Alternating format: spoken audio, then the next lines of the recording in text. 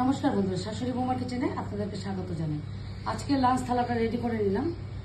প্রথমে 1 গ্লাস জল দিয়ে দিলাম, তারপরে ভাত বেড়ে নিলাম, ভাতটা দিয়ে দিলাম, তারপরে দিলাম 1 টুকরা লেবু, একটা ঘি লঙ্কা,